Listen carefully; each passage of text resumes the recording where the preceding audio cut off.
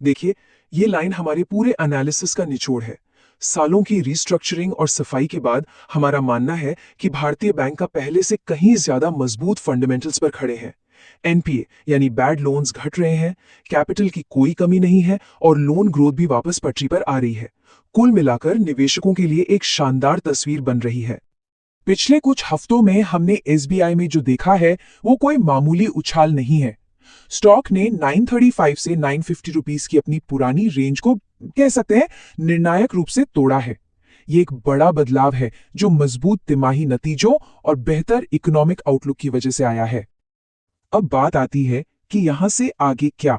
तो जो बात वाकई दिलचस्प है वो ये है कि हमारे तकनीकी और फंडामेंटल एनालिसिस के आधार पर हम अगले 12 से 18 महीनों में 1250 रुपए का एक लक्ष्य देख रहे हैं।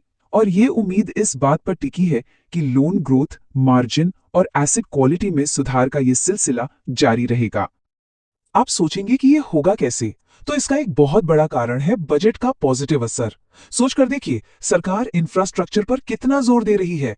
इन बड़े बड़े प्रोजेक्ट्स की फाइनेंसिंग का एक बड़ा हिस्सा कहां से आएगा? वो एसबीआई जैसे सरकारी बैंकों के जरिए ही तो आएगा, जिससे उनकी लोन बुक और मुनाफा दोनों बढ़ेंगे। तो अब सबसे बड़ा सवाल ये उठता है कि जब पूरा बैंकिंग सेक्टर ही मजबूत दिख रहा है, तो फिर लंबी अवधि के लिए अपनी पूंजी कहां लगानी चाहिए? किन खास बैंकों पर फोकस करना चाहिए? तो इसी सवाल का जवाब देने के लिए हमने पूरे सेक्टर का गहराई से विश्लेषण किया है और 3 ऐसे बैंक चुने हैं जिनके बारे में हमें पूरा विश्वास है कि वो लंबी अवधि में बाजार से कहीं बेहतर प्रदर्शन करेंगे। तो हमारी शीर्ष पसंद है एचडीएफसी बैंक, जो फिलहाल एक शानदार वैल्यू पर मिल रहा है। दूसरा आईसीआईसीआई बैंक, जो अपनी डिजिटल ताकत और लगातार अच्छे प्रदर्शन के साथ एक मजबूत ग्रोथ प्लेयर है। और तीसरा पब्लिक सेक्टर का बेताज बादशाह, स्टेट बैंक ऑफ इंडिया। देखिए, एचडीएफसी बैंक को हमेशा से बाजार में एक प्रीमियम वैल्यूएशन मिलता आया है, लेकिन पिछले कुछ समय से मर्जर से जुड़ी चिंताओं और मार्जिन पर दबाव के कारण इसके स्टॉक ने अच्छा प्रदर्शन नहीं किया है। और हमारे हिसाब से यही वो चीज है जो इसे एक बहुत ही आकर्षक एंट्री पॉइंट बनाती है। इस स्टॉक में एक बड़ा करेक्शन हम देख चुके हैं, लेकिन इसकी जो अंदरूनी ताकत है, जो इसके फंडामेंटल्स हैं, वो आज भी उतने ही मजबूत हैं।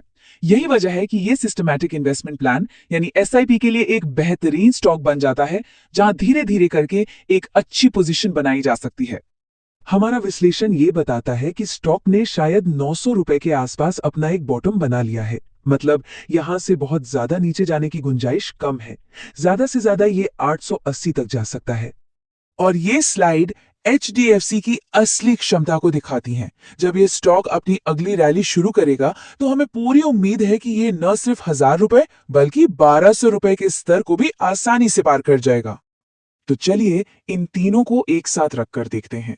एचडीएफसी बैंक हमारी वैल्यू पिक है, जो एक शानदार टर्नअराउंड कहानी पेश कर रही है।